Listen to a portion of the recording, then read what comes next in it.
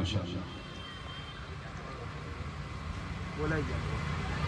الحمدللہ وحدہ والصلاة والسلام علی من لا نبی بعدہ اما بعد فاعوذ باللہ من الشیطان الرجیم بسم اللہ الرحمن الرحیم من عمل صالحا من ذکر او انثى وهو مؤمن فلنحيينه حیاة طیبہ ولنجزینهم اجرهم بأحسن ما كانوا يعملون. صدق اللہ العظیم. وقال النبي صلى الله عليه وسلم ألا كلكم راع وكلكم مسؤول عن رعيته أو كما قال عليه الصلاة والتسليم. اللهم صل على سيدنا محمد وعلى آل سيدنا محمد وبارك وسلم.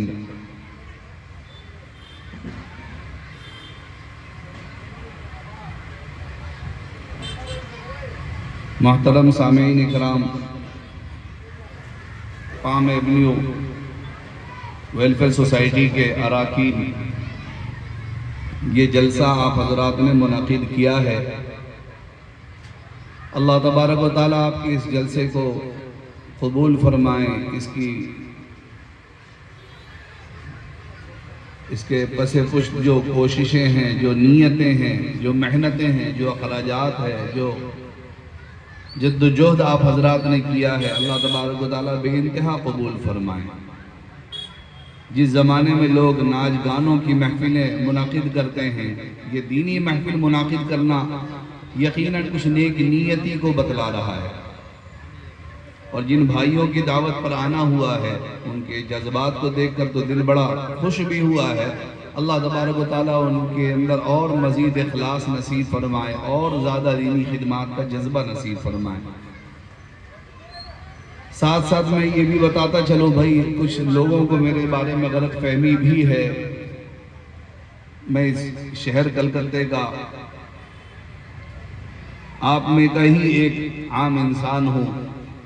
آپ میں سے بہت سارے ہمارے ملنے والے بھائی بھی ہیں، دوست بھی ہیں، بڑے بھائی بھی ہیں، چھوٹے بھائی بھی ہیں. اس علاقے سے تعلق بھی میرے بچپن کا ہے،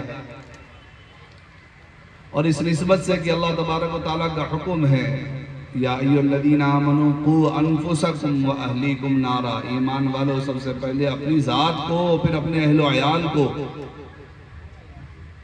جہنم کی آگ سے ڈراؤ اور ڈرو، بچاؤ اور بچو ایسے جہنم سے جس کا ایندھن انسان اور پتھر ہوں گے.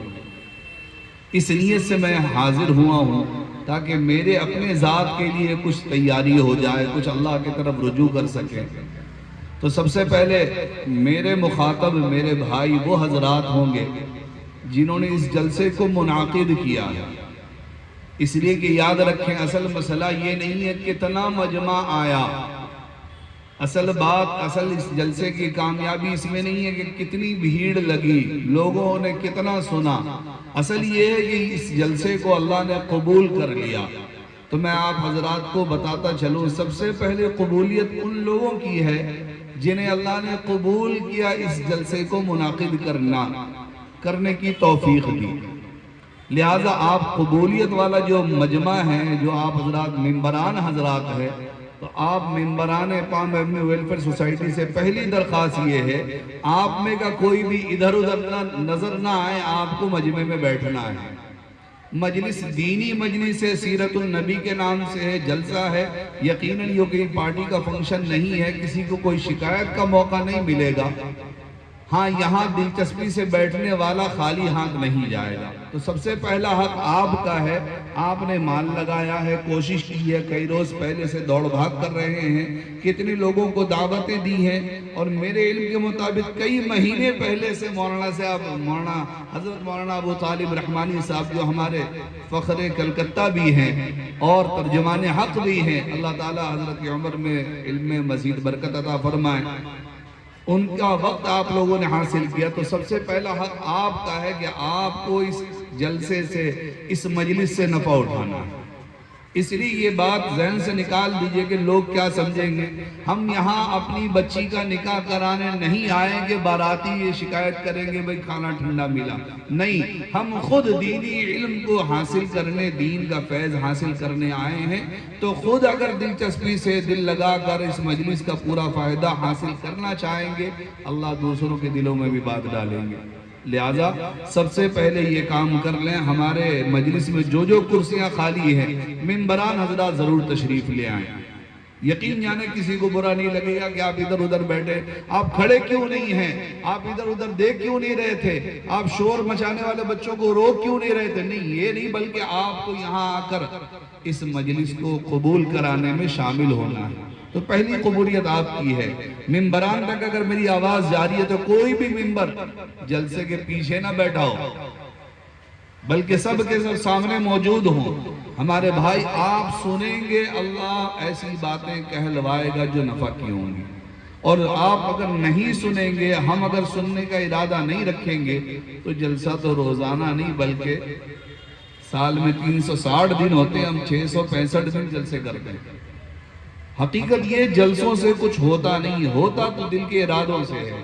ہم اس ارادے کے ساتھ بیٹھیں گے کہ کچھ نفع کی باتیں آئیں، ہم عمل کریں گے، اس ارادے کے ساتھ کہیں گے کہ کچھ نفع کی باتیں آئیں، ہماری آخرت بنے گی، اس ارادے کے ساتھ آئیں گے، اس ارادے کے ساتھ گھر میں بیٹھی بہنیں بھی سن رہی ہوں گی کہ کچھ دین کی باتیں میرے اندر بھی آ جائیں، کچھ دین کی توفیق مجھے بھی مل جائے، اس نیت سے میں سن رہی ہوں گی، تو پھر یقیناً اللہ خطیبوں کے زبان سے ایسی باتیں کہلواتے ہیں جو واقعتاً نفع بخش ہو۔ ورنہ اب تک میں جتنی دیر تھوڑی دیر بیٹھا رہا، مجھے بڑا مایوسی ہو رہی تھی کہ دیکھو اتنا خرچ کیا آپ لوگوں نے، اتنی محنت کی، اتنی لائٹنگ کی، اتنے پنکھے لگوائے، اتنا زیادہ مائک کا بندوبست کیا، لیکن اس مجلس کی حقیقت کو سمجھنے والے نظر نہیں آ رہے۔ قرآن کا وہ انداز سنا جا رہا ہو جہاں یقیناً قرآن سننے والے، پڑھنے والے، قرآن کو جاننے والے کام کاج روک کر اپنے آپ کو پورے طور پہ صرف کان نہیں، دل کو کان بنا کر، سراپا کان بن کر جھومنے لگتے ہیں، وہ قرآن کا انداز ہو اور ہم اپنے باتوں میں مشغول ہوں، ہم اپنی ادھر ادھر مشغول ہوں، تو یقیناً پھر قرآن کی بھی حرمتی ہے۔ دین کی بات ہو، ہم چائے کی دکان میں بیٹھے چسکی لے رہے ہو، دین کی بات کی بھی ادبی ہے، قرآن کی، سنت کی، اللہ کے رسول صلی اللہ علیہ وسلم کی سیرت کی بات ہو، اور ہم پان دکان میں بیٹھے مسالہ چبا رہے ہوں، سگریٹ کے دھوئے اڑا رہے ہوں، تو یقیناً یہ مجلس نہیں، اس مجلس کی باتیں ہمارے لیے گناہ کا ذریعہ بن رہی ہوں گی۔ اس لیے یا تو ہم سب یہاں آ کر اس مجلس میں حاضری کے طور پر کہ اللہ آپ کے نبی کی بات ہونی تھی، دین کی بات ہونی تھی، کہنے والا مجھے پسند نہیں تھا لیکن آپ کی بات ہونی تھی، رسول اللہ کی بات ہونی تھی، قرآن کلام اللہ کی بات ہونی تھی، رب ذوالجلال کی بات ہونی تھی، اعلیٰ کلمت اللہ کی بات ہونی تھی، کلمہ کے اور دین کے نفاذ کی بات ہونی تھی۔ اللہ اس نسبت سے میں آ گیا تھا، ممکن ہے ہماری اس نیت سے حاضر ہونے کو اللہ ہمارے نسلوں کے دین کے فیصلہ کرنے کا ذریعہ بنا دے۔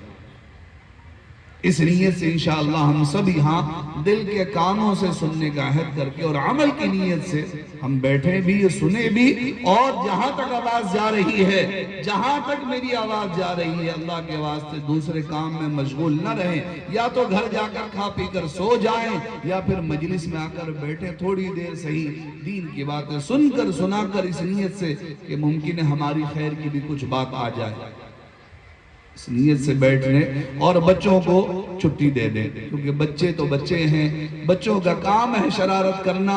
اگر بچے شرارت نہ کریں، بچے شور نہ کریں، تو بات یقینی ہے، بچوں کے ماہرین کہتے ہیں بچہ بیمار ہے تبھی شرارت نہیں کر رہا ہے۔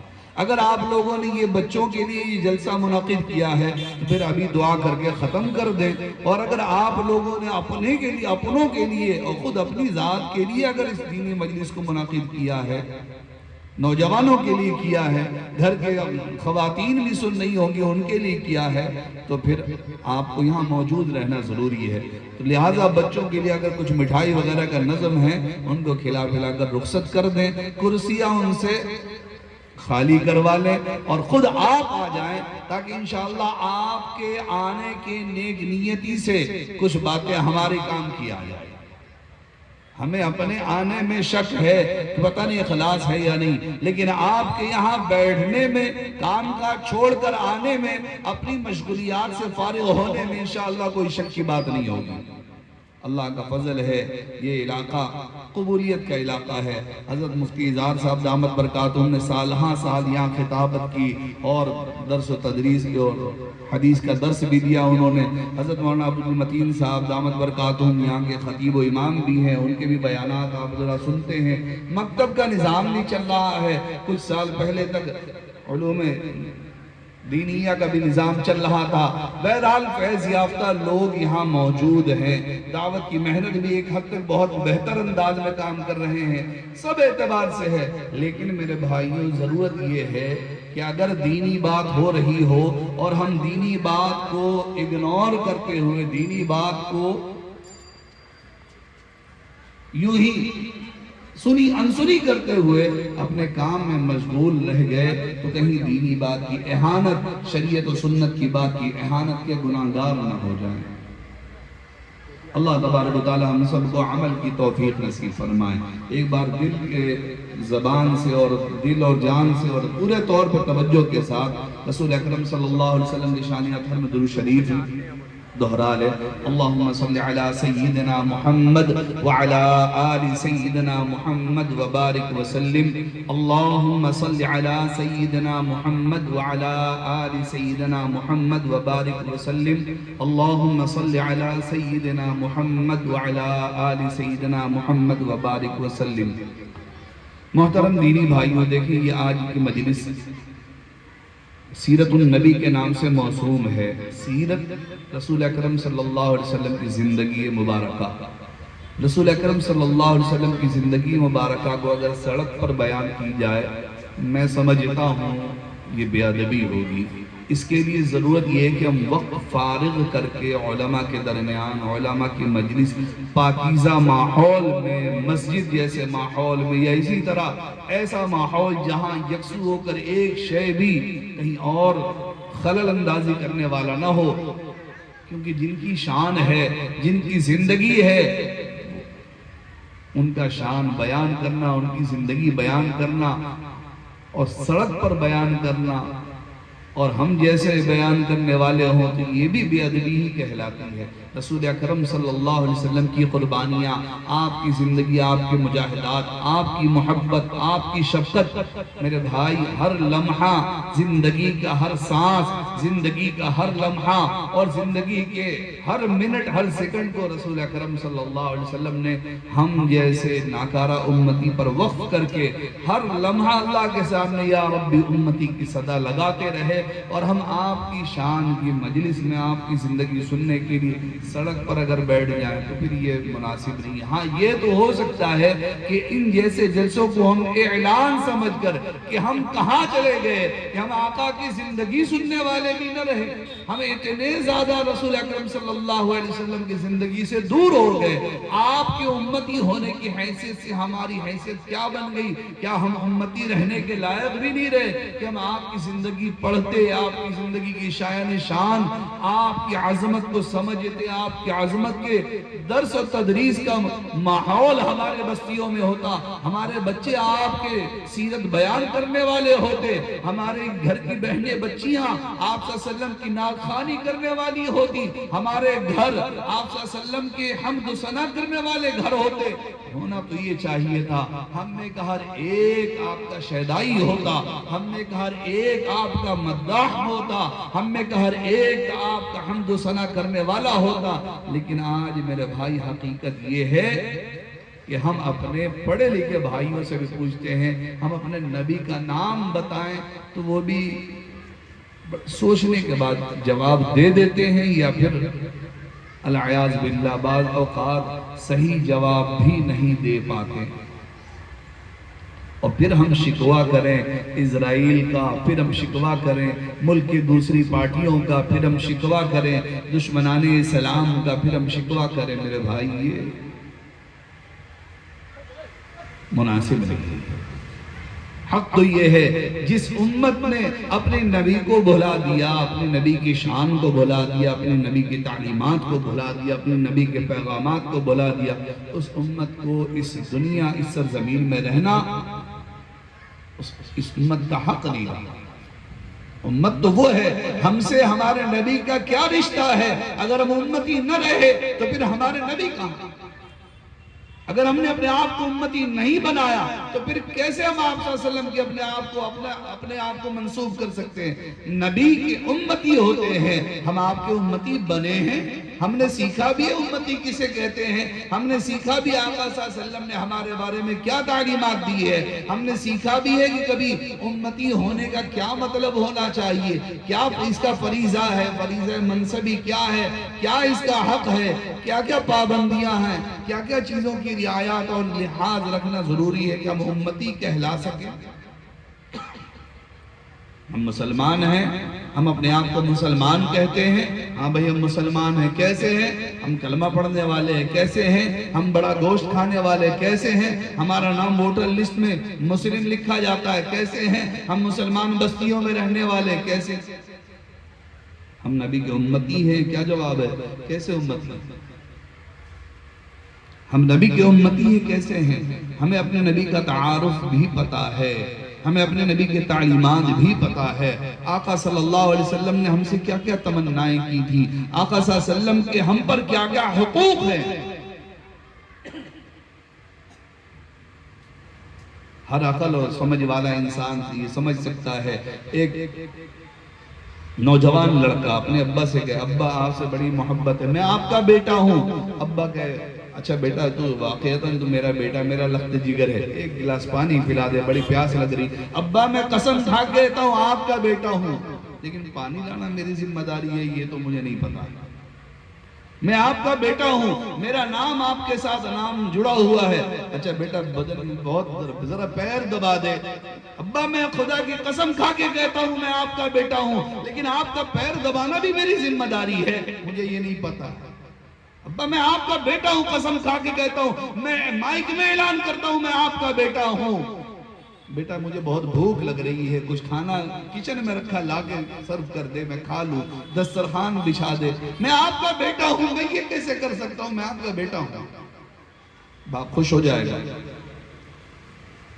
باپ خوش ہو جائے گا۔ اگرچہ والد مالک نہیں ہے، لیکن میرے بھائی ایسے بیٹے کو ناکارہ کہتے ہیں، کسی لائق نہیں۔ رسول اکرم صلی اللہ علیہ وسلم کے نعرے لگا رہے، یا رسول اللہ میں آپ کا امتی ہوں۔ آپ صلی اللہ علیہ وسلم نے کہا کہ میری آنکھوں کی ٹھنڈک نماز ہے۔ یا رسول اللہ میں نماز نہیں پڑھ سکتا لیکن میں آپ کا امتی ہوں، نعرہ آپ کے نام کا لگاؤں گا، میرا امتی جھوٹ نہیں بول سکتا۔ یا رسول اللہ میں آپ کا امتی ہوں، مجھے جھوٹ کاروبار بولنا پڑتا ہے۔ یا رسول اللہ یہ ذمہ داری میری نہیں ہے، لیکن میں آپ کا نام کا نعرہ لگانے والا ہوں۔ یا رسول اللہ میں آپ کا نام لینے والا ہوں۔ آپ صلی اللہ علیہ وسلم نے کہا کہ میرا امتی ایسے جیسے جسد واحد کسی ایک عضو کے کسی کنارے پہ تکلیف پہنچے پورے کا پورا جسم بے چین ہو جاتا ہے، میرا امتی کسی دوسری کی تکلیف برداشت نہیں کر سکتا کہ یا رسول اللہ مجھے وہ سب سے لینا دینا نہیں ہے، کوئی مرے مرتا رہے، کوئی جیے جیتا رہے، میں آپ کا نام لینے والا امتی ہوں۔ آقا صلی اللہ علیہ وسلم خوش ہو جائیں گے۔ کیا کہتے ہو بھائی عقل سلیم والے، کیا کہتے ہیں بھائی شہر والے ہیں، پڑھے لکھے سمجھدار ہیں، ہم میں کا کوئی ابھی دیہات اور کھیت سے اٹھ کر نہیں آیا ہے، ہم سمجھدار قوم ہیں۔ کیا کہتے ہیں آقا صلی اللہ علیہ وسلم خوش ہو جائیں گے، یا رسول اللہ آپ کا نام لینے والا ہوں۔ آپ صلی اللہ علیہ وسلم نے کہا بھائی میرا وہ ہے المسلم من سلم المسلمون من لسانہ و یدہ، میرا نام لینے والا، مجھ پر ایمان رکھنے والا وہ ہو سکتا ہے جس کی زبان اور ہاتھ سے دوسرا مسلمان محفوظ رہے۔ یا رسول اللہ اس کی گارنٹی نہیں دے سکتا، میں زبان سے کسی کو تکلیف پہنچانا میرا فریضہ منصبی ہے، ہو ہی نہیں سکتا، کسی کی برائی پوچھ لو میں سب کی پول کھولنے کو تیار ہوں، میں کسی سے ڈرتا نہیں ہوں۔ یا رسول اللہ کسی کو برا لگتا رہے میں آپ کا امتی ہوں، میرے ہاتھ، میں جوان ہوں، میں پارٹی کا کیڈر ہوں، میں ایم ایل اے کے ساتھ اور میں کونسلر کے ساتھ اٹھنے بیٹھنے والا ہوں، میرا تعلق دادا بھیا سے ہے، میرا تعلق کلب سے ہے، میرا تعلق پارٹی آفس سے ہے، مجال ہے میرے سامنے کوئی کھڑا ہو کے اونچی آواز سے بات کر لے میں اس کو اچھی طرح دیکھ لوں گا، یا رسول اللہ میں آپ کا امتی ہوں، اس کی کوئی گارنٹی نہیں دیتا کہ میرے ہاتھ اور زبان سے دوسرا محفوظ رہے گا۔ آقا صلی اللہ علیہ وسلم کہتے المسلم من سلم المسلمون من لسانہ لسانی و یدی، میرا تو وہ ہے جس کی زبان اور ہاتھ سے دوسرا محفوظ رہے۔ یا رسول اللہ میں آپ کا امتی ہوں، کہہ سکتے ہیں؟ یہ بات بہت بڑی بات نہیں کہہ رہا ہوں، بات سمجھ میں آ رہی ہوگی میرے خیال سے انشاءاللہ، بات سمجھ میں آ رہی ہے۔ ہم اپنے پیمانے کو ناپنے یہاں بیٹھے ہیں، ہم اس نیت سے بیٹھے ہیں کہ میں امتی رسول ہوں، کس درجے کا ہوں۔ کل قیامت میں اللہ کے سامنے پیشی ہونی ہے، رب ذوالجلال ہے، لیکن رسول اللہ صلی اللہ علیہ وسلم کے سامنے بھی پیش ہونا ہے۔ اللہ غفور الرحیم ہے۔ رسول اللہ صلی اللہ علیہ وسلم کہیں گے میں نے طائف میں پتھر کھایا تھا، میں نے خندق میں پیٹ میں پتھر باندھے تھے، میں نے احد میں دندان شہید کروائے تھے، میں نے کتنی تکلیفیں جھیلی، میرے امتی تیرے لیے، تو نے میرے لیے کیا کیا؟ پوچھیں گے تو ضرور۔ اللہ غفور الرحیم، لیکن رسول اللہ صلی اللہ علیہ وسلم کے امتی ہونے کا حق ہم نے ادا کیا، ہم اپنے آپ کو امتی کہنے کے لائق ہیں۔ آج اس مجلس میں اگر ہم نے بیٹھ کر سوچ لیا اور کم از کم امتی بننے کا عہد کر لیے، انشاءاللہ یہ مجلس کامیاب ہے۔ اگر بات سمجھ میں آ رہی ہوگی تو تھوڑا سوچیں گے بیٹھ کر، یہاں نہیں گھر میں بیٹھ کر، بستر میں بیٹھ کر، چادر اوڑھ کر سوچیں گے۔ یہ کبھی توفیق ہو تو مسجد میں 2 رکعت صلاۃ الحاجت پڑھ کر اللہ کے سامنے حاضر ناظر ہو کر سوچیں گے، اے اللہ میں امتی رسول ہوں۔ کل آقا نے پوچھ لیا تم میرے امتی تھے، تم نے میرے امت ہونے کا کیا حق ادا کیا، میں کیا جواب دے سکوں؟ آقا صلی اللہ علیہ وسلم کی آسان جو چیزیں ہر مسلمان پر لاگو ہوتی ہیں۔ رسول اللہ صلی اللہ علیہ وسلم نے فرمایا میرا امتی، میرا جو ہے وہ ایسا ہو ہی نہیں سکتا کہ اس کا پڑوسی اس سے خوف زدہ رہتا ہو، اس سے امن میں نہ ہو، ایسا ہو نہیں سکتا۔ میرا امتی وہی ہو سکتا ہے جس کا پڑوسی اس سے مطمئن ہو، جس کا پڑوسی اس سے خوف زدہ نہ رہا کرے۔ آج میرے بھائیوں ہم دیکھ لیں، ہم اپنے بستیوں کا حال، ہم اپنا حال، اپنا جائزہ خود لے لے کہ آج ہم جوان ہیں، ہم بوڑھے ہیں، یا ہم مالدار ہیں، یا کسی اعتبار سے کسی لائق اللہ نے بنا دیا ہے۔ ہر کوئی چاہتا ہے میرا آس پاس والا مجھ سے دبا رہے، میرے سامنے آواز اونچی نہ کیا کرے، مجھ سے کہنے سے بھی ذرا سے ہچکچا کر کچھ کہے۔ یہ ہمارا شعار بن کر رہ گیا اور امتی ہونے کا دعویٰ ہے۔ میرے بھائیوں یقین جانے ہمیں نقصان پہنچانے کی ضرورت کسی دوسرے پارٹی والے کو، کسی دشمنان اسلام کو نہیں ہے۔ ہم اپنی جڑیں کاٹنے کے لیے خود کافی ہیں۔ جو قوم اپنی نبی کے پیغامات کو بھلا بیٹھے، جو قوم اپنے نبی سے وفادار نہ بن سکے، جو قوم اپنے نبی کے پیغامات کو زندگی سے نکال بیٹھے، جو قوم اپنے نبی کی شریعت و سنت کو اپنے معاشرے سے، اپنے سماج سے، اپنے گھر سے نکال دے، وہ قوم خود بخود ختم ہو جاتی ہے، اسے ختم کرنے کی ضرورت نہیں ہے۔ اس لیے میرے بھائی آج اس بات کا عہد کریں، اور خاص کر کے میں ان بہنوں سے درخواست کرنا چاہوں گا جن تک باتیں اگر آواز پہنچ رہی ہیں، ممکن ہے بستی کے اندر یہ پروگرام ہو رہا ہے تو اگر گھروں تک آواز پہنچ رہی ہیں، آپ اللہ کی بندیاں، آپ سے بڑی امیدیں ہیں، یاد رکھیں ممکن ہے ہم مرد حضرات بہت ساری چیزوں میں مشغول ہیں، بہت ساری الجھنیں ہوں گی، بہت سارے ذہن کو مشغول کرنے والے ضروریات ہوں گے اور مشاغل ہوں گے، لیکن آپ کو اللہ نے جو ملکہ، جو صلاحیت دی ہے، یقین جانے آپ کی صلاحیت پر قربان جاؤں۔ سب سے پہلے جو ہمارے دین اسلام میں صلاحیت لگی ہے وہ آپ یعنی خواتین کی لگی ہے۔ اماں خدیجہ رضی اللہ تعالی عنہ سب سے پہلے سب سے پہلے ایمان میں داخل ہونے والا کوئی فرد ہے، اماں خدیجہ ہیں۔ سب سے پہلے آقا پر جان نشاور کرنے والے، مال نشاور کرنے والے، آقا کو تسلی دینے والے، آقا کی ہمت افزائی کرانے والی اماں خدیجہ تھی۔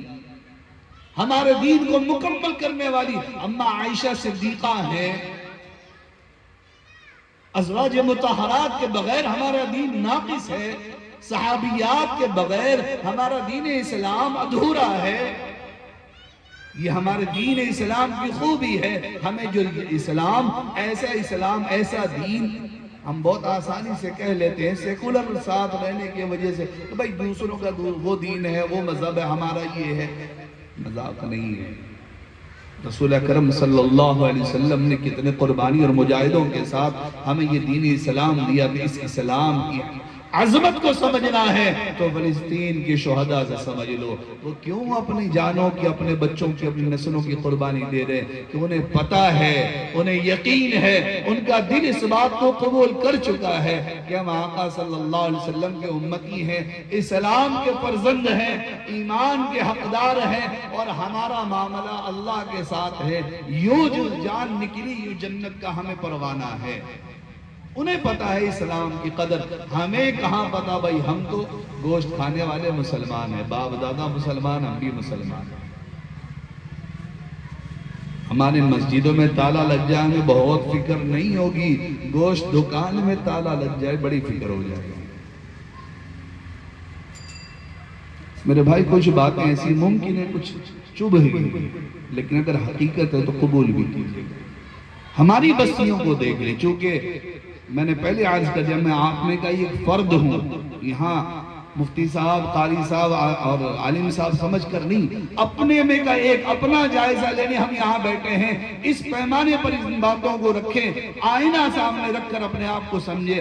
آج ہماری بستیاں پاک سرکس ہو، راجہ بازار ہو، مٹیا برج ہو، جہاں جو کہلاتی ہیں مسلمانوں کے علاقے ہیں، آج تلاش کر لیں ہمارے بستیوں میں بریانی کی دکان کتنی ہے، کتاب کی دکان کتنی ہے۔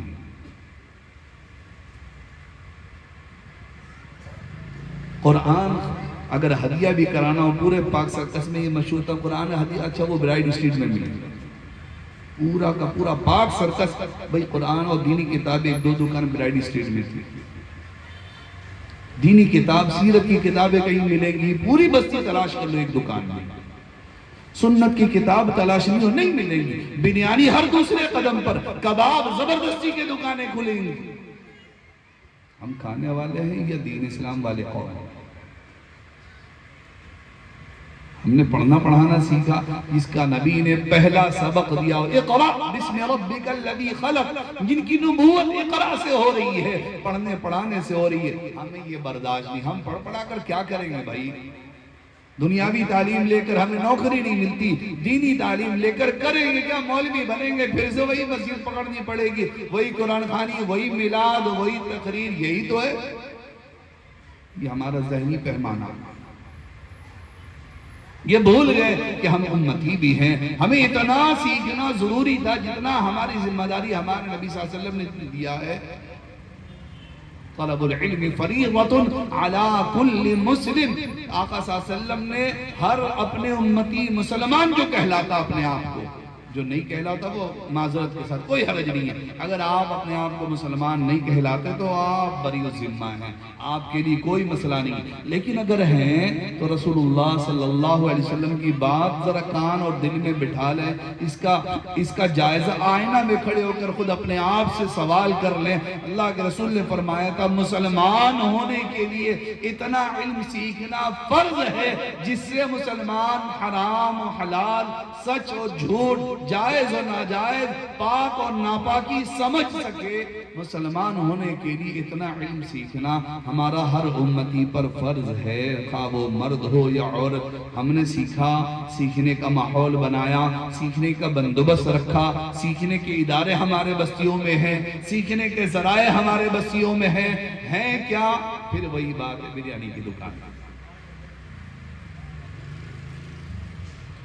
اس لیے میرے بھائی آج غور نہیں کریں گے، کل موقع بھی ختم ہے۔ آج جو بیٹھے یقیناً بہت دیر ہو چکی ہے، لیکن سانسیں باقی ہیں تو امید باقی ہے، امید ہے۔ اگر ہم نے اپنے آپ کو عہد کر لیا، دیکھو آپ اپنے بچے کو جو جی چاہتے ہیں بنا لیں، لیکن مسلمان بنانا ہے یا نہیں بنانا، اس بات کا اپنے اوپر خود جائزہ لے لیں۔ ہمارا بچہ مسلمان رہنا چاہیے یا نہیں چاہیے؟ کیا کہتے ہیں میرے بھائی؟ ہمارا بچہ مسلمان ہو یا نہ ہو؟ آواز نہیں آ رہی کہیں سے بھائی؟ اپنے بچوں کو ہمیں مسلمان رکھنا ہے تو دو ہی راستے ہیں، صاف ستھری بات کہہ رہا ہوں، تقریر تو مجھے نہیں آتی، بات کرنے بیٹھا ہوں، بات کر رہا ہوں۔ اس کے لیے پہلا فریضہ ہمیں مسلمان ہونا پڑے گا. دوسرا فریضہ جہاں اسلام سکھایا جاتا ہے یا جو چیزیں اسلام سیکھنے کی ہیں وہاں ہمارے بچے کو آنا جانا پڑے گا. پہلا معاملہ یہ ہے، درخت کا ہی پھل ہوتا ہے. ہم مسلمان بن جائیں گے، ہمارا بچہ مسلمان بنے گا. ہر بچے کا پہلا آئیڈیل ماں باپ ہیں.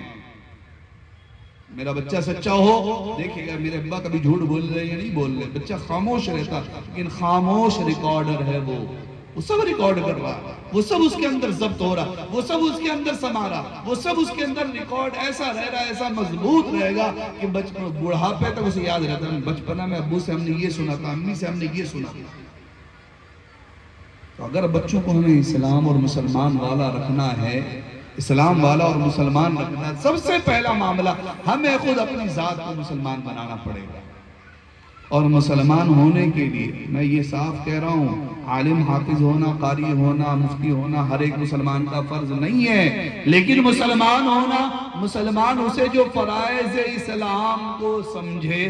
فرائض کیا؟ ہم پر اتنا علم سیکھ لے.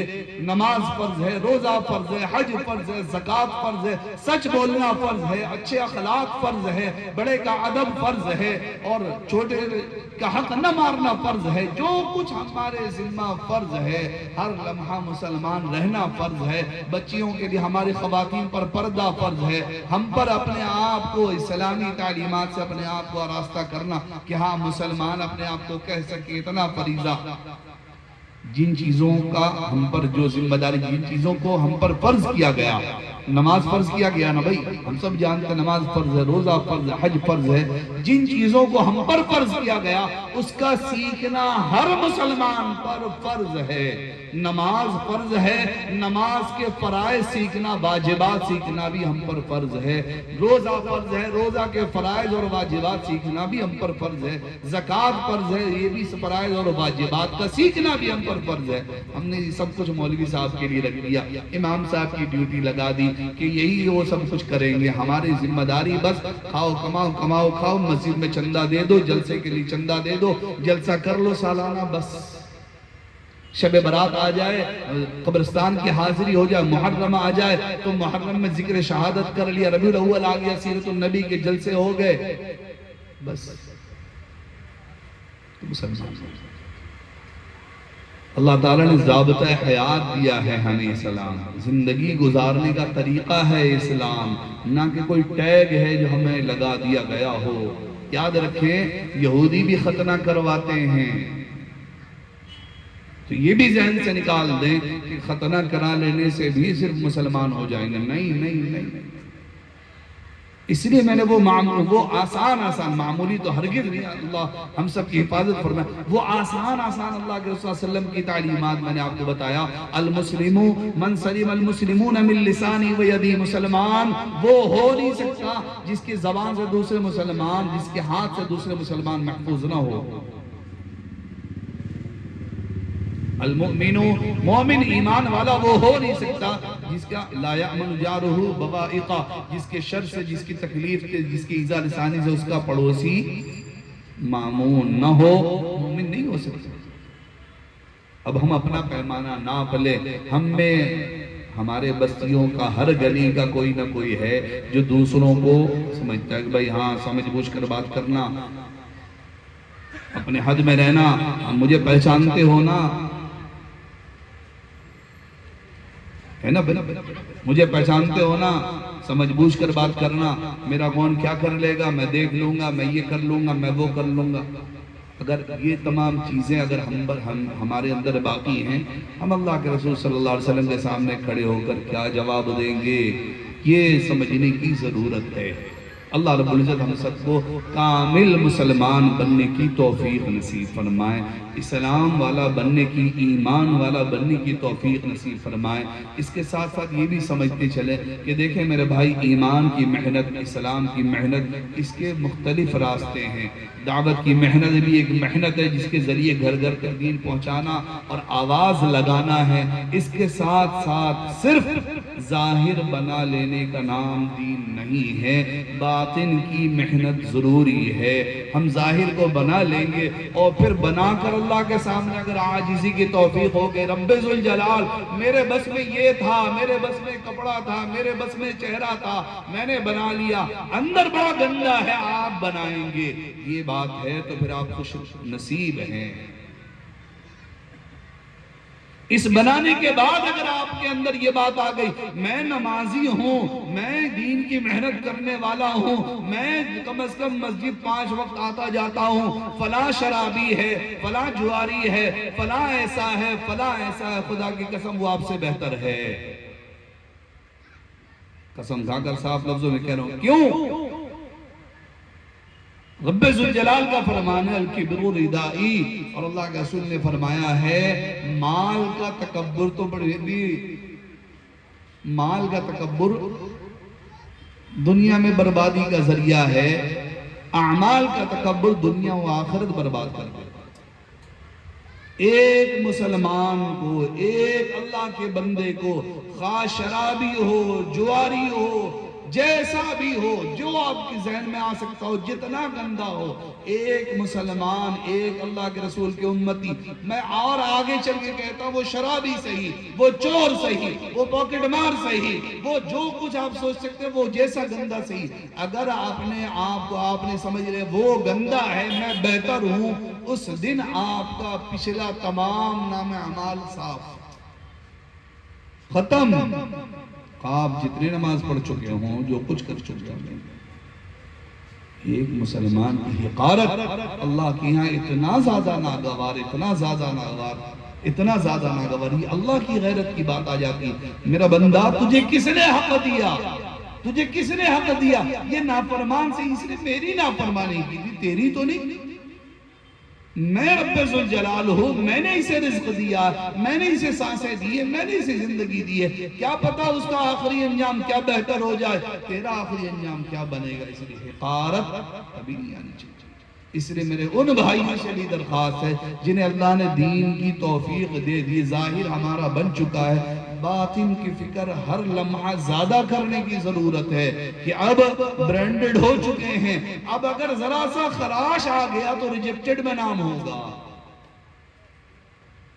شہری لوگ ہیں بھائی، ہم سمجھتے ہوں گے نا، جب برینڈڈ ہو جائے خراش آنے کے بعد کیا کہتے ہیں اسے؟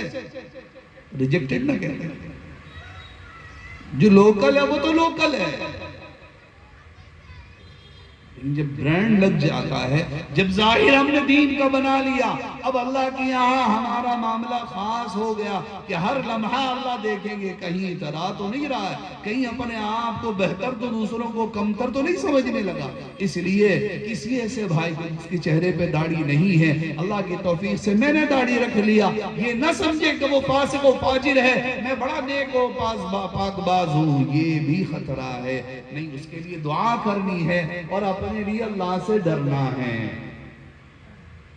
اس کے ساتھ ساتھ اور بھی سمجھتے چلے، جن چیزوں کی اللہ توفیق دے، جن چیزوں کی اللہ کی طرف سے توفیق مل جائے، اللہ کا شکر ادا کرے۔ اللہ آپ نے دینی مجلس میں بلا لیا، آپ کا احسان ہے، میرا نہیں، میرے بس میں کچھ نہیں، آپ کا فضل، آپ نے اپنے دینی مجلس دین کی باتیں کہنے سننے کی توفیق دے دی، آپ قبول کر لیں، آپ دل میں بات ڈال دیں، انشاءاللہ میرا بیڑا پار ہو جائے گا، ورنہ خیریت نہیں۔ اپنے آپ کو سب سے پہلے ضرورت اس بات کی کہ ہم مسلمان بنائیں۔ کچھ سمجھدار حضرات جو دانشوران کہلاتے ہیں کہ بھئی دیکھو ایسا تو یہ نہیں، وہ نہیں، یہ نہیں سمجھنا چاہیے، وہ نہیں سمجھنا چاہیے، انسانیت یہ ہے، وہ ہے، تمام چیزیں یہ وہ، میرے بھائی صاحب لفظوں میں فیصلہ کن باتیں سنتے چلیں۔ مسلمان بننے کا پہلا فریضہ انسان ہونا ہے، انسان بنو گے نہیں مسلمان بن نہیں سکتے۔ ہم جسے انسانیت کہتے ہیں وہ اسلام کا پہلا سبق ہے۔ یہ الگ سی بات ہے، ہمارا درجہ اتنا نیچے آ چکا کہ اب ہمیں انسانیت کا بھی درس لینا پڑ رہا ہے، ہمیں یہ کہنا سننا پڑ رہا ہے کہ ہاں جھوٹ بولنا کبیرہ گناہ ہے، ہمیں یہ کہنا پڑ رہا ہے کہ ہر بڑے کا احترام ہم پر لازم اور واجب ہے، ہمیں یہ کہنا پڑ رہا ہے کہ ہمارے اپنے آبادیوں کو صاف ستھرا رکھنا بھی ہمارا فریضہ منصبی ہے۔ 1450 سال گزر گئے رسول اکرم صلی اللہ علیہ وسلم کے یہ آسان پیغامات جنہیں ہم بھلا بیٹھے ہیں، آج اللہ نے ہمیں دنیا کے ٹھوکر میں لا کے رکھ دیا۔ آج اپنی بستیوں کا جائزہ لیں، اپنے گھروں کا جائزہ لیں، اپنے گلیوں کا جائزہ لیں۔ لوگ نہیں بلکہ حقیقت ہے، کوئی دو رائے نہیں۔ چاہے بری لگے بھلی لگے، مطلب اس سے نہیں، حقیقت جو ہے وہ حقیقت ہے۔ ہمارے رسول اللہ صلی اللہ علیہ وسلم نے صاف لفظوں میں فرمایا النظافت شطر الایمان، ایمان کا حصہ ہے صفائی ستھرائی۔ اپنے بستی کو دیکھ لیں، پھر ہم مسلمان کیسے ہیں؟ پھر ہم شکوہ کریں کہ مسلمانوں کو حقوق مارے جانے، یقین جانے کسی کی کیا مجال کیا اوقات کہ مسلمانوں کے حقوق مار دیے جائیں۔ مسلمان بنو تو صحیح، بن کے دکھاؤ تو صحیح، ایک بستی ایک گلی ایسا بن کر دکھا دو کہ واقعتاً یہ مسلمانوں کی بستی ہے۔ دیکھو آقا صلی اللہ علیہ وسلم کے فرمان کو ملا لو، ہماری اس بستی کو ملا لو، اگر اس کے شان کے مطابق نہ ہو تو کہنا اللہ تعالیٰ اس بستی کو ایسا روشن کر کے دکھا کہ دوسرے آ کر آپ سے سیکھنے کے لیے آمادہ ہوں گے۔ شرط یہ ہے ہم تو پہلے بنے۔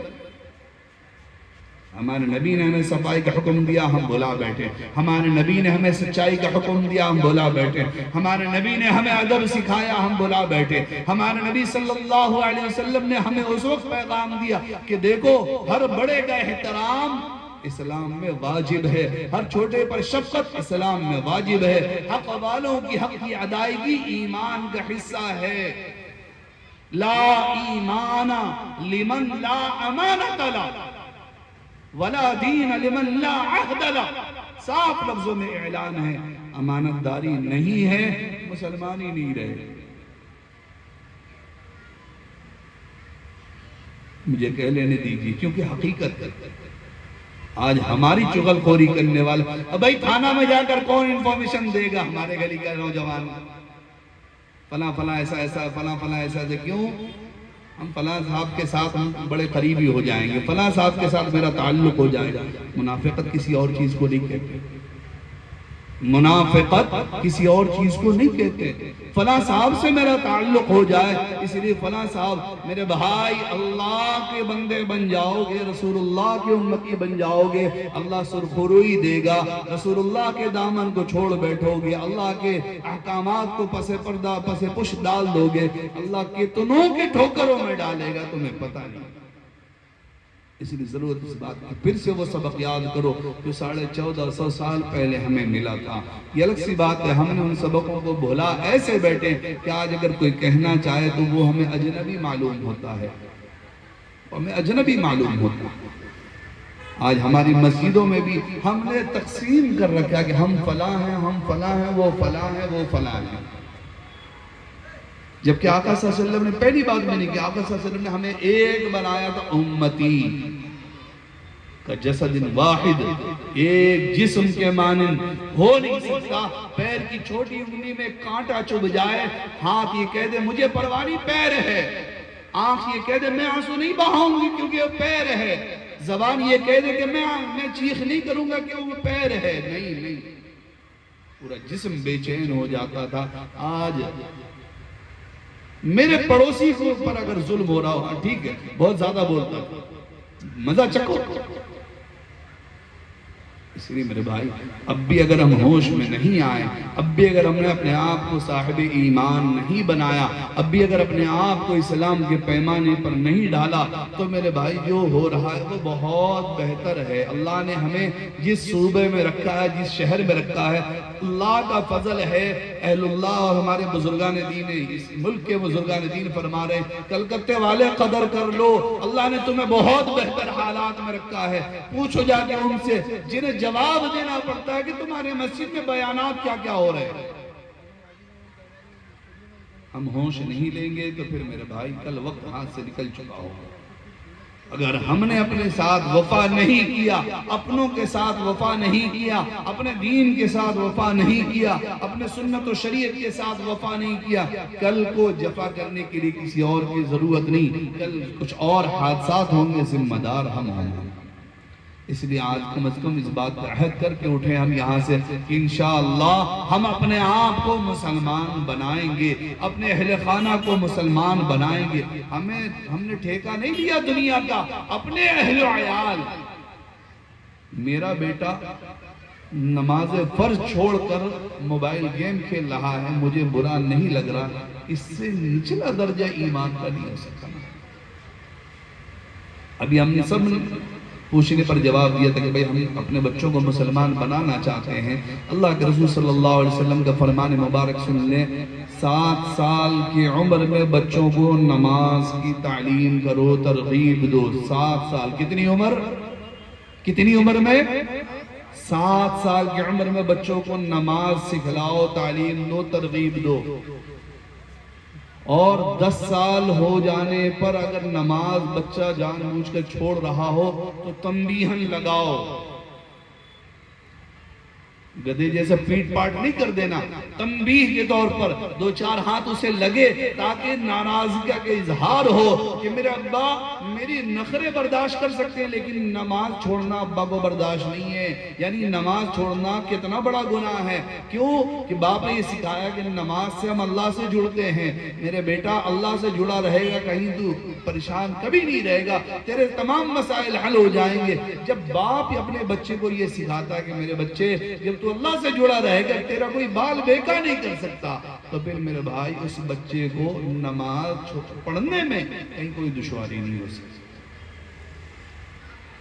اس لیے میں نے پہلے کہا کہ سب سے پہلے اگر اپنی اولاد کو مسلمان بنانا تو خود اگر ہم مسجد جانے آنے والے بنیں گے تب نہ کہہ سکیں گے بیٹا نماز پڑھ، تب نہ کہہ سکیں گے بھئی نماز چھوڑنا جائز نہیں۔ اس لیے ضرورت اس بات کی اپنے اہل و عیال اپنے گھر میں اگر ہمارا بیٹا پاک ناپاک رہنے کو نہیں سمجھ رہا ہے اور ہم سوچ رہے ہیں کہ میرا بیٹا کانوینٹ اسکول میں پڑھ رہا ہے، اس سال میٹرک پاس کر لے گا، اگلے سال یہ بن جائے گا، اس کے بعد گریجویٹ ہو جائے گا، وہ ہو جائے گا، فلاں انجینئر بن جائے گا، ڈاکٹر بن جائے گا، ہم نے اسے پاک ہونا نہیں سکھایا۔ میرے بھائی ذرا سا توجہ تو کر لو، موت تو کبھی بھی کسی کی بھی آ سکتی ہے۔ اگر آپ نے پاک ہونا نہیں سکھایا، اللہ آپ کی عمر دراز فرمائے، آپ کے موت کے وقت بیٹا ناپاک جنازے کی نماز میں کھڑا ہے، اسے پاک ہونا نہیں آیا، بتاؤ کیا حال ہے؟ پاکی ناپاکی کے مسائل کہاں سیکھے گا؟ کون سے اسکول میں سیکھے گا؟ اور پھر بھی الحمدللہ پہلے کے مقابلے میں مدارس مکاتب میں کچھ نہ کچھ سیکھنا سکھانا ہے۔ سب سے بڑا جو خطرہ ہمارے درمیان لاحق ہے، ہماری آدھی آبادی ہماری بہنوں کی ہے، خواتین کی ہے، اور اس کے اعتبار سے 0.5 بھی نہیں کہہ سکتے، 0.1 کہہ لیں تو وہ بھی زیادہ معلوم ہوتا ہے کہ ہمارے بہنوں کے دینی علوم سیکھنے کا کوئی نظام ہے، بلکہ ہم سے زیادہ مدرسہ سے زیادہ ان کے مسائل ہیں۔ کہاں سیکھیں گے؟ کیوں؟ ہم نے انہیں مسلمان سمجھا ہی نہیں۔ وہ تو کھانے پکانے کی مشین ہے، وہ بچہ پیدا کرنے کی مشین ہے، وہ کپڑا دھلنے کی مشین ہے، وہ گھر سنبھالنے کی نوکرانی ہے۔ سن لو، آقا صلی اللہ علیہ وسلم نے یہ بھی فرما رکھا ہے، ایک بندی جہنم کے لیے اگر جہنمی بن گئی اکیلے نہیں جائے گی وہ۔ یا رب ذوالجلال، میرا باپ میری تمام ضروریات پوری کرتا تھا، میں نے جو جو چاہتے کی اس نے اپنے کو بھوکا رکھ کر میری ضروریات پوری کیا اس نے، لیکن مجھے دین نہیں سکھایا۔ وہ مسجد جا کر دین سیکھ لیتا، وہ علماء کی مجلس میں دین سیکھ لیتا، وہ دعوت کی محنت میں جا کر دیندار بن گیا، وہ مدارس میں مدارس والوں کے صحبت میں بھی کچھ نہ کچھ دین سیکھ لیا، وہ خانقاہی نظام میں جا کر دین سیکھ لیا۔ مجھے کبھی دین سیکھنے پر آمادہ نہیں کیا، ترغیب بھی نہیں دلایا، ایسی کتابوں پر بھی آمادہ نہیں کیا پڑھنے پڑھانے کا جس سے میں دین سیکھ سکوں، میں جہنم میں جاؤں، میرا باپ جنت میں جائے۔ یا رب ذوالجلال، یہ کیسا، یہ تو خلاف عہدی ہو جائے۔ میرا شوہر میری تمام ضروریات پوری کرتا تھا، میرے نخرے جھیلتا تھا، اس نے مجھے کبھی دین نہیں سکھایا۔ وہ جمعہ میں جاتا اس کے لیے میں کپڑے پریس کر کے دیتی تھی، وہ نماز پڑھنے جاتا تھا اس کے صاف ستھرے کپڑے میں رکھا کرتی تھی، میں کپڑے دھلتی تھی، پاک کر کے رکھتی تھی، لیکن مجھے کبھی اس نے نہیں کہا کہ اللہ کی بندی تو نے نماز پڑھی ہے، تو نماز کے اوقات کا خیال رکھتی ہے؟ مجھے کبھی نہیں کہا۔ رب ذوالجلال وہ جنت جائے، میں جہنم میں جاؤں، کیسے ہو سکتا ہے؟ میرا لخت جگر، میں نے 9 مہینے اسے کتنی تکلیف سے جھیلا اور اپنے خون کو دودھ کی شکل میں سینچ کر اسے بڑا کیا۔ اس نے مجھے کبھی نہیں ٹوکا کہ امی آپ بھی اللہ کی بندی ہیں، آپ پر بھی نماز فرض ہے، آپ پر بھی پردہ فرض ہے، آپ کو بھی اماں عائشہ کے سامنے کھڑا ہونا ہے، آپ کو بھی اماں خدیجہ کا سامنا کرنا ہے، آپ بھی دیندار بنے۔ کبھی نہیں کہا۔ میرا لخت جگر، میرا بھائی جو میری غیرت تھا، میں اس کی غیرت تھی، ذرہ برابر بھی میرے سلسلے میں کبھی چوں سے چاہ برداشت نہیں کرتا تھا، ذرہ برابر بھی مجھے کہیں ادھر ادھر جانے نہیں دیتا تھا، ہر لمحہ میرے نگراں اور میرے ہر اعتبار سے میرے پوری ذمہ داری اپنی ذمہ داری سمجھتا تھا۔ لیکن کبھی اس نے بھی مجھے تاکید نہیں کی کہ اللہ کی بندی تجھے بھی دیندار ہونا۔ میں نماز نہیں پڑھتی تھی، اس نے کبھی ناراضگی نہیں ظاہر کیا۔ میں دن رات سیریل میں لگی رہتی تھی، اس نے کبھی مجھے نہیں روکا ٹوکا کہ مجھے دین سیکھنا چاہیے، مجھے سر پہ آنچل رکھنی چاہیے، مجھے اسلام کی اور اسلامی بہن بننا چاہیے، مجھے دین اسلام والا ایک خاتون بننا ہے۔ تو میں جہنم میں جاؤں، میرا شوہر، میرا بیٹا، میرا بھائی، میرا لخت جگر، 4 مرد کو ایک عورت جہنم میں لے جانے والی بنی۔ اس لیے ضرورت یہ ہے میرے بھائی، آپ کی ذمہ داری اور ان کے دنیاوی ضروریات پوری کرنی ہے۔ آپ گھر دیتے ہیں، آپ کماتے ہیں، ان کے ضروریات پوری کرتے ہیں، آپ کی یہ بھی ذمہ داری ہے کہ انہیں دین سکھائیں، ان کی دینی ضروریات کا نگرانی کریں، خیال رکھیں، اور کہیں کچھ کمی ہو تو اس کی اصلاح کی کوشش کریں۔ بچی ہے اسے دین سکھائیں، بالغہ ہو چکی ہے پردے کا نظام اس کے لیے آپ مہیا کریں۔ پردہ کہاں سیکھیں گے؟ آپ تلاش کر کے لائیں۔ آپ کی ذمہ داری ہے، آپ کی غیرت ہے، آپ کا یہ اللہ کے یہاں آپ کی حاضری ہونی ہے۔ وہ آپ کو جنت لے جانے والی بن سکتی ہے، وہ آپ کے جہنم میں دھکیلنے والی بن سکتی ہے۔ اللہ رب ذوالجلال اپنی ذمہ داریوں کو سمجھنے کی توفیق نصیب فرمائے۔ اس لیے میرے بھائی ضرورت اس بات کی ہے، یہ سب چیزیں جو بہت دیکھنے میں سرسری معلوم ہوتی، جس کی طرف ہم توجہ بھی نہیں کرتے، لیکن اگر ہم نے نظام نہیں بنایا، اگر ابھی ہم نے نہیں سوچا، اور 10-20 سال کے بعد پھر سوچنے کا موقع نہیں رہے گا، کیونکہ اللہ کے یہاں ایک نظام ہے، لَإِن شَكَرْتُمْ لَأَزِيدَنَّكُمْ۔ جن نعمتوں کی قدر ہوتی ہے، اللہ ان نعمتوں کو باقی بھی رکھتے ہیں، اس کا فائدہ بھی حاصل کرواتے رہتے ہیں، مزید اس میں اضافہ بھی فرماتے ہیں۔ لَإِن كَفَرْتُمْ إِنَّ عَذَابِي لَشَدِيدٌ۔ ناشکری پر، ناقدری پر اللہ نعمت بھی واپس چھین لیتے ہیں، مزید پکڑ کے فیصلہ بھی ہو جاتا ہے، ہلاکت بھی ہو جاتی ہے ہمارے لیے۔ میرے بھائی آج بہت زیادہ دیر نہیں، بہت زیادہ دور نہیں، کہیں ایسا نہ ہو اگر ہم نے اپنے آپ کو پورے سچے پکے مومن بنانے اور اسلام سیکھنے سکھانے کا نظام میں اگر آمادہ نہیں کیا، جو فیصلے ہو چکے ہیں، دنیاوی اعتبار سے جو تیاریاں ہو چکی ہیں، پھر ہم اس لائق نہیں رہیں گے کہ ہمارے گھروں میں دین باقی رہے، اور ہمارے جذبات، ہماری ایمانی صلاحیت، ہماری ایمانی قوت اس درجے کی نہیں ہے کہ ہم جان کی بازی لگا کر اسلام کی حفاظت کر لیں۔ نظر نہیں آتا۔ جب پیٹ میں جانے والا غذا پاکیزہ نہیں رہے گا تو پھر ہاتھ پیر اور اعضاء سے سرزد ہونے والے اعمال اللہ کے دین کے مطابق نہیں ہو سکتے، پھر قربانی کا جذبہ نہیں آئے گا۔ دین کو اللہ نے مجاہدہ پر ہی رکھا ہے۔ رب ذوالجلال کے اعلان ہے والذین جاہدوا فینا لنہدینہم سبلنا۔ میرے سلسلے میں مجاہدات کرو گے، میرے رضا کے اعمال کے لیے، مجھے راضی کرنے کے لیے مجاہدات کرو گے تو پھر میں راستے ہموار کر دوں گا۔ شرط یہ ہے کہ پہلے مجاہدات، پہلے قربانیاں، پہلے کچھ مشقتیں، اور وہ مشقت جھیلنا جو حالات ہمارے ہیں، ہمارے بس کے باہر نظر آ۔ ہمارے بس کے باہر نظر آتا ہے۔ اس لیے موقع بھی ہے، خود بھی آمادہ ہو جائیں، گھروں میں بھی اس کے تبصرے چرچے ہونے چاہیے کہ بھائی دیندار ہونا ضروری ہے، دین سیکھنا ضروری ہے، دین سیکھنے سکھانے کی محنت میں لگنا ضروری ہے، اور اسلام و دین کیا ہے اسے سمجھ کر اپنے بعد والوں تک پہنچانا ہماری ذمہ داری ہے۔ ایسا نہ ہو دو نسل کے بعد کہیں ہماری نسلیں ہم تک ہماری ہلاکت کا ذریعہ بن جائے کہ کاش ہمارے باپ دادا ہمیں دیندار بنا چکے ہوتے، آج ہمیں پتہ ہوتا کہ دین اسلام کیا، ہم بھی مسلمان ہوتے۔ میرے بھائی، حالات یکساں نہیں رہتے، حالات یکساں نہیں رہتے، اور ہم کوئی بہت خاص نہیں ہیں اللہ کے کہ ہمارے یہاں بہت معاملہ خیری رہے گا۔ وہ اللہ کے کن بندوں کے آنسوؤں کا وہ صلہ ہے کہ آج کچھ معاملہ ہمارے یہاں خیر ہے، لیکن بہت زیادہ دیر تک نہیں رہ سکتے۔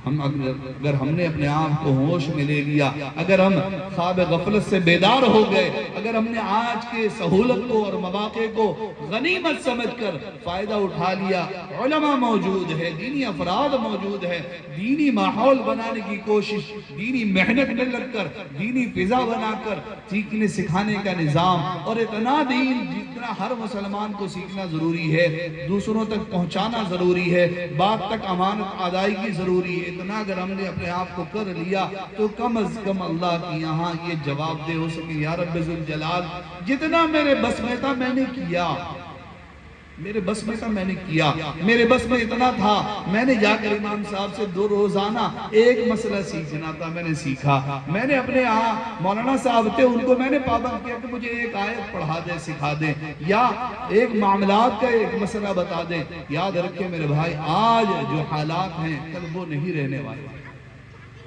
کل نہیں رہنے والے۔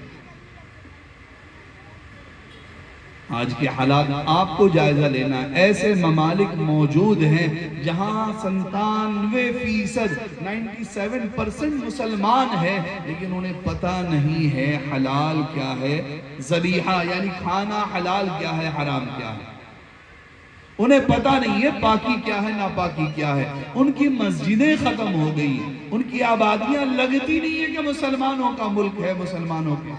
آج تو الحمدللہ ہماری یہاں پھر بھی کچھ نہ کچھ آذان کی آوازیں کانوں تک پہنچ جاتی ہیں۔ میں ان ممالک کی بات کر رہا ہوں، اور سنی نہیں، پڑھی نہیں، دیکھی ہوئی بات کر رہا ہوں۔ 95-97% مسلمان ہیں، کانوں تک آذان کی آواز نہیں پہنچتی۔ مسجد ایک یہاں ہے، دوسرا دھرم تلہ میں، تیسرا کہیں اور سیالدہ کی طرف، اس طرح اتنے دور دراز میں 95-97% مسلمانوں کے ممالک آج بھی ایسے ہیں۔ کیوں؟ اللہ کے فیصلے ہو گئے کہ ان سے دین سلب کرنا ہے، اللہ نے چھین لیا۔ حالانکہ ان کے یہاں وہ محنتیں ہوئیں، ان کے یہاں وہ کوششیں ہوئی کہ ان کے یہاں علاقے میں جو کتابیں لکھی گئی جن کے پڑھ پڑھ کر آج ہم عالم دین بنتے ہیں۔ بخاری شریف کے لکھنے والے بخارا، سمرقند، اور ترمذی شریف کے لکھنے والے ترمذ کا علاقہ، اور ان جیسے احادیث اور دینی کتابوں کے لکھنے والے مصنفین کا علاقہ، جہاں ایک دو نہیں سینکڑوں محدثین مدفون ہو اور مفقہین مدفون ہو، اور ایسے علاقے جہاں اولیاء کرام بزرگان دین کا مجمع ہو، ایسے علاقوں کی اللہ کی توفیق سے زیارت اللہ نے کروائی ہے۔ حقیقت یہ ہے کہ مسلمان نام سے موجود رہے، اللہ کی طرف سے ایسی آزمائش آئی۔ میں نے آنکھوں سے دیکھا مسلمانوں کے قبروں میں تصویریں بنی ہوئی ہے کہ کس کی قبر ہے، عورت کی قبر ہے، عورت کی تصویر قبر کے اوپر بنی ہے، یہ فلاں عورت کی قبر ہے، بچے کی قبر ہے، بچے کی تصویر بنی، دیکھی ہوئی بات بتا رہا ہوں۔ مسجد تلاش رہے تو مسجد آگے ہے، دل ماننے کو تیار نہیں، یہ عمارت مسجد نظر آ رہی، پوچھنے پر بتا رہی یہ کلب ہے۔ دل ماننے کو تیار نہیں، یہ عمارت دینی ادارے نظر آ رہے ہیں، پوچھنے پر پتا چلا یہ مارکٹ ہے، یہ ڈانس بار ہے، یہ شراب خانے ہیں، یہ گیسٹ ہاؤس ہے۔ مسجد کی شکلیں کسی تحقیق کرنے والے نے بتایا، ہاں حقیقت یہ ہے کہ بہت بڑی تعداد میں مسجدوں کو دوسری عمارتوں میں تبدیل کر دیا، بلکہ پورے ملک کے جو بڑے ادارے تھے جہاں امام بخاری علیہ رحمت درس دیا کرتے تھے، اس جگہ کی بھی زیارت اللہ کی توفیق سے ہوئی۔ آج کھنڈر نظر آتا، ہماری یہاں تو کچھ بھی نہیں ہے، پھر ہماری گنتی کن گاجر مولی میں ہونے والی ہے؟ جو بوڑھے ہیں ان سے پوچھ لو 64 میں کیا کچھ ہو چکا ہے، آئندہ کیا کچھ ہو سکتا ہے، اندازہ نہیں ہے۔ ہم نے اپنے بچوں کو اگر دین نہیں سکھایا، کلمہ نہیں سکھایا، قرآن نہیں سکھایا اور آداب دین نہیں سکھایا، پاکی ناپاکی کے مسائل نہیں سکھائے، عقائد و مسائل نہیں سکھائے، تو میرے بھائی مسلمان پڑھا لکھا بندہ کھڑا ہو کر کہتا ہے ضروری تھوڑی نہ ہے یہ ایسا دین ہے، ضروری تھوڑی نہ یہ کرنا، ضروری تھوڑی نہ یہ کرنا، ضروری تھوڑی نہ یہ کرنا، اسے ضروری چاہیے۔ تو ہم بھی یہ کہتے ہیں بھئی ضروری تھوڑی نہ تیرا مسلمان رہنا، کسی اور کو اعتراض کرنے کی ضرورت نہیں۔ ہمارا نوجوان کھڑے ہو کر ہمارے دین پر اعتراض کر بیٹھتا، ہماری بچیاں، ہمارے پڑھی لکھی خواتین اسلام پر اعتراض کرنے کے لیے آمادہ ہو جاتے ہیں، کسی اور کی ضرورت نہیں۔ اور گناہگار وہ ہوں گے، نہیں الا کلکم راعین، اللہ کے رسول صلی اللہ علیہ وسلم کا فرمان مبارک، تم میں کا ہر کوئی اپنے استطاعت کے بقدر اگر اپنی ذمہ داری کو ادا نہیں کیا، اگر علاقے کے ذمہ دار ہو، علاقے کے کسی اعتبار سے ذمہ دار ہو، اللہ نے مالی منصب میں بٹھایا یا کسی اور منصب میں بٹھایا ہے، آپ کے ماتحتین جتنے ہیں ان تک دین آپ تک پہنچانا، ان کی دین سیکھنے کا بندوبست کرنا آپ کی ذمہ داری ہے۔ آپ کچھ بھی نہیں ہیں، لیکن کم از کم گھر کے مرد تو ہیں، گھر کے تمام بچے و خواتین کی دینی ذمہ داری، جس طرح کھانا خرچہ آپ کے ذمہ، ان کے کپڑے لتے آپ کے ذمہ، ان کے دین سیکھنے سکھانے کا نظام بھی آپ کا ذمہ ہے۔ اگر نہیں کیا تو قیامت میں یہ ہمارے لیے کہیں ایسا نہ ہو وبال جان بن جائے۔ میرے بھائی اس کے لیے ضروری آج موقع ہے، بچیوں کے تعلیم کا نظام، بچوں کے تعلیم کا نظام، نوجوانوں کے تعلیم کا نظام، دینی محنت جو ہو رہی ہے اللہ کا شکر ادا کرنے کی ضرورت ہے، قدر کرنے کی ضرورت، لیکن آٹے میں نمک برابر ضرورت پیٹ بھرنے کی ہے، نمک سے پیٹ نہیں بھرا جا سکتا، بھوک نہیں ختم ہو سکتی۔ ضرورت یہ ہے ہمارا ہر نوجوان اتنا علم والا ہو جس سے حلال و حرام کی تمیز ہو سکے، پاکی ناپاکی کا تمیز ہو سکے، کم از کم اتنا اپنے بچوں کو دین سکھا جائیں کہ آپ کے جنازے کے نماز میں جنازے کی دعا تو پڑھ سکیں، کم از کم اپنی بچیوں کو اتنا دین سکھا جائیں، دینی علوم، کہ آپ کے گھر کی خواتین کا جنازے کا غسل کوئی باہر کی خاتون آ کر تو حجین کو بلاؤ، اس کو بلاؤ، یہ تو نہ ہو، پردے کے ماحول میں خود اپنے گھر کے پردے کو پردے میں رکھ کر غسل دے سکتے۔ کم از کم اتنا تو ہو سکے کہ میرے باپ کا جنازہ میرے سامنے کھڑا ہو، میں کم از کم جنازے کی نماز کا فرض تو جانتا ہوں۔ کہیں ایسا تو نہ جو آج تک آپ نے بھی دیکھا، دیکھتے آ رہے ہوں گے، قبرستان جانے کے بعد مولوی صاحب کو بلاؤ فاتحہ پڑھیں گے، گھر لیے نہیں ابھی قرآن خانی کے لیے حافظ جی لوگ کو بلاؤ، پھر کیا فرق ہے بھائی؟ ان کے یہاں پنڈت کی ضرورت، ہمارے مولوی کی ضرورت۔ بقرعید میں جانور لے آئے، بھائی امام صاحب کو بلاؤ، مؤذن صاحب کو بلاؤ، وہ ذبح کرے گا۔ بچہ آپ کا ولادت ہوا ہے، کان میں اذان دینے کے لیے امام صاحب کو بلاؤ، مؤذن صاحب کو بلاؤ۔ اس لیے ضرورت یہ ہے کہ ہم یہ ہر مسلمان، ہم عاقل بالغ ہیں، مسلمان ہیں، مسلمان ہونا ضروری ہے۔ تو کلمہ اذان دیکھ لیں حالات آج فلسطین میں کیسا، مولوی شہداء کا جنازہ خود کھڑے ہو کر پڑھا رہے ہیں۔ ابھی لاک ڈاؤن آپ نے دیکھا ہے، اللہ ایسے دن نہ دکھائے، ایسے دن نہ دکھائے۔ کتنوں کی خبریں ہیں بغیر غسل کے جنازہ تدفین ہوئی۔ سچا پکا مومن ہو اور یہ برداشت ہو جائے کہ میرے ابا کا جنازہ ہو، بغیر غسل کی جنازہ تدفین ہو جائے۔ اس لیے ضرورت یہ ہے کم از کم اپنے بچوں کو مسلمان اور دین اتنا سکھا جاؤ کہ ہماری ضروریات دین ادائیگی ہو جائے، مولوی صاحب کا محتاج نہ ہو، ایسا نہ ہو اللہ تبارک و تعالیٰ کو کچھ اور منظور ہو، کتنوں کو دین میں لانا چاہ رہے ہوں، ہمارے بدکرداری کی وجہ سے، ہمارے اخلاقی کی وجہ سے وہ دین سے دور ہو رہے ہوں۔ اس لیے اسلام کے احکامات، اسلام کی تعلیمات، دین کی تعلیمات سیکھ کر اپنے آپ کو اس پر نافذ اور اپنی ذات پر یہ نافذ کریں۔ ہماری بستی دیکھنے میں یقین ہو کہ واقعات یہ مسلمانوں کی بستی ہے. ہم اپنے پڑوسیوں کو اپنے ذات سے امن میں رکھیں. ہمارے ہاتھ سے ہماری صلاحیت سے کسی مسلمان کو تکلیف نہ پہنچائے، بلکہ کسی انسان کو تکلیف نہ پہنچے، بلکہ اللہ کے رسول صلی اللہ علیہ وسلم کی تعلیم کے مطابق کسی مخلوق کو ہم سے تکلیف نہ پہنچے. یہ ہمارا معیار، ہمارے اخلاق ہوں. پھر اللہ کی طرف سے فیصلے کچھ اور ہوتے ہیں. اگر کوئی غلط ارادہ بھی رکھے گا، اللہ اس کے دل میں ایسا رعب ڈال دیتے ہیں کہ سب کچھ ہونے کے باوجود ہمت نہیں ہوتی آنکھیں اٹھانے کی. اللہ وہ دن پھر سے ہمیں دیکھنے کی توفیق دے. اللہ وہ تقوی طہارت والی زندگی نصیب فرمائے. اللہ پھر سے ہمیں صاحب ایمان اور صاحب اسلام والی زندگی نصیب فرمائے. تو اس کے لیے ضرورت یہ ہے جو کچھ ہو رہا ہے اسے کافی نہ سمجھتے ہوئے ہر بھائی ہمارا دین سیکھنے کے لیے کچھ وقت فارغ کرے. ہر بھائی ہر بہن اپنے گھروں کے مردوں کو آمادہ کرے. آپ جو چاہیں کرے نہ کریں، میرے دین سیکھنے کا نظام بنائیے. کہاں ہے پتہ لگائیے. مردوں کی ذمہ داری ہے پردے کے ماحول میں خواتین کے دین سیکھنے کا نظام بنائیں. مبادا وہ وقت نہ ہو کہ بھئی ہمارے جہنم کا ذریعہ وہ بن جائے. پردے کے ماحول میں وہ مسائل سیکھیں. پردے کے ماحول میں وہ پاکی ناپاکی سیکھیں. پردے کے ماحول میں وہ اپنی عزت اور عفت کی حفاظت سیکھیں. محرم غیر محرم کو سیکھیں. اللہ توفیق دے. انشاءاللہ اگر ایسا کریں گے، اگر یہ کوشش کریں گے، اگر یہ نیت رکھیں گے، اللہ توفیق دیں گے. اور اگر ہم نہیں ارادہ کریں گے، اس جلسے اس جیسے جلسے اور ان سے بہتر انداز میں جلسے بہت کر چکے ہیں. جلسوں سے صرف اعلان ہو سکتا ہے، کام تو خود آپ کو کرنا ہوگا، کام تو خود ہمیں کرنا ہوگا. جس طرح ہر انسان سمجھدار انسان سنتا ہے کہ بھئی موسم بگڑ رہے ہیں، موسم کے بارے میں کچھ لوگ آتے ہیں مائک میں اعلان کرتے چلے جاتے ہیں، دیکھیں بھئی ملیریا پھیل رہا ہے، یہ کرے، یہ حفاظت کرے، وہ حفاظت کرے. لیکن ان کے یہ کہنے سے کچھ حفاظت نہیں ہوتی. ہمیں اپنی حفاظت کرنی پڑتی ہے. ان کا کام اعلان کرنا ہے.